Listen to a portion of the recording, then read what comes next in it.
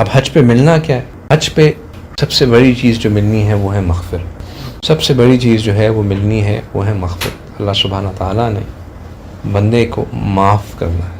جب بندہ وہاں جا کے نہ کوئی رفث کرتا ہے، نہ کوئی فسوق کرتا ہے، نہ کوئی جدال کرتا ہے، اور یہ تینوں چیزیں وہ تبھی کر پاتا ہے جب وہ اپنے دل میں اس میں نہ تو میں ہوتی ہے اور نہ کوئی غیر ہوتا ہے، اس میں صرف اللہ ہوتا ہے.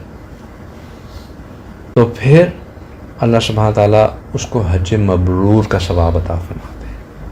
اور حج مبرور وہ حج ہے اس کے بارے میں رسول اللہ صلی اللہ علیہ وسلم نے فرمایا کہ یہ ایسا ہے کہ اللہ سبحانہ تعالیٰ بندے کے گناہوں کو نیکیوں میں بدل دیتے ہیں، اور وہ اس دن ایسا ہوتا ہے کہ جیسے کہ وہ اپنی ماں نے جس دن جس کو جنا تھا اس طرح، جس طرح وہ پاک صاف تھا اس طرح وہ پاک صاف ہوتا ہے.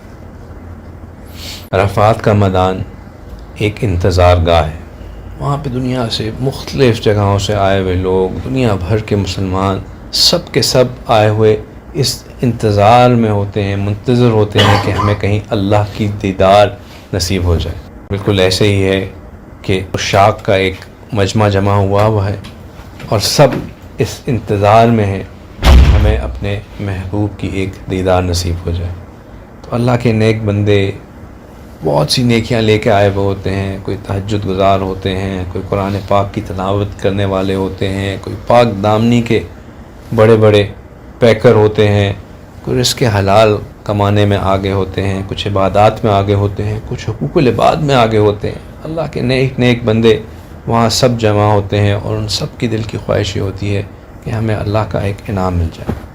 اب جب اتنے نیک لوگوں کا ایک مجمع ہو جاتا ہے تو اس میں ایک اور چیز اللہ سبحانہ تعالیٰ عطا کر دیتے ہیں. وہ یہ ہے کہ اللہ سبحانہ تعالیٰ پھر دعاؤں کو قبول کر دیتے ہیں.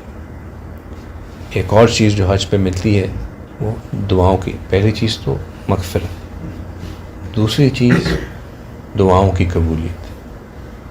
اور یہ بات بھی بہت ضروری ہے ذہن میں رکھنا کہ یہ ایک بہت سنہری موقع ہوتا ہے. یہ ایک ایسا موقع ہوتا ہے جو کہ جہاں پہ اللہ سبحانہ تعالیٰ دینا چاہتے ہیں، کہ اس کو مختلف طریقے ہیں سمجھنے کے. ایک تو اس کا آسان طریقہ یہ ہے کہ اگر اتنے سارے لوگ کسی سخی کے در پر آ جائیں اور صرف اس سے مانگیں کہ یا اللہ اے سخی انسان ہم سب کو 1 درہم دے دے، تو سخی کے لیے وہ سب کو 1 درہم دینا کوئی عجیب بات تو نہیں ہوگی. وہ یقیناً ان کو 1 درہم دے گا کہ اگر تم کو سب کو 1 درہم دے گی. اتنے لوگ آئے ہوئے مانگنے کے لیے اور مانگ بھی صرف 1 درہم رہے ہیں تو اس کے لیے کیا مشکل ہوگا. اب اللہ سبحانہ تعالیٰ تمام سخیوں سے بڑے سخی، تمام شہنشاہوں کے شہنشاہ، رب العزت، ہر چیز کے مالک، زمین و آسماں کے پیدا کرنے والے، اس کے لیے اگر تمام مخلوق بھی اکٹھی ہو جائے اور دنیا کی ہر نعمت بھی مانگ لے اور اللہ ان سب لوگوں کو سب کچھ بھی دے دیں تو بھی اللہ کے خزانوں میں کوئی سی چیز کی کمی نہیں. یہاں تو ایک بڑا خصوص، ایک بڑا لمیٹڈ مجمع، اور وہ بھی ان لوگوں کا مجمع جن کو اللہ نے خود بلایا ہے. یعنی کہ سخی کے در پہ تو لوگ خود جمع ہو گئے، یہاں تو اللہ نے خود لوگوں کو دعوت دی ہے. اب جب سخی کسی کو دعوت دیتا ہے تو پھر وہ چاہتا ہے کہ اپنے مہمانوں کا اکرام بھی کرے. بہت سی چیزیں تو وہ ان کے بن مانگے ان کو دے رہا ہوتا ہے ان کے اکرام میں. اور اگر کوئی مہمان کوئی چیز مانگ بھی لے تو اس کی خواہش ہوتی ہے کہ اگر اس نے اتنا مانگا ہے تو میں اس سے زیادہ دوں تاکہ اس کو فیل ہو کہ اس کے خاطر مدارت ہوئی ہے.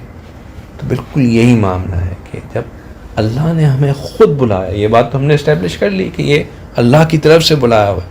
جب اللہ نے ہمیں خود بلایا اور اب آنے کے بعد ہم سب سے پہلے تو اللہ سبحانہ تعالیٰ خود ہمیں بہت کچھ انعامات عطا فرمائیں گے، اور لیکن اب ہم اللہ سے اگر مانگیں گے بھی تو یقیناً اللہ ہمیں ہماری مانگ سے زیادہ عطا کریں گے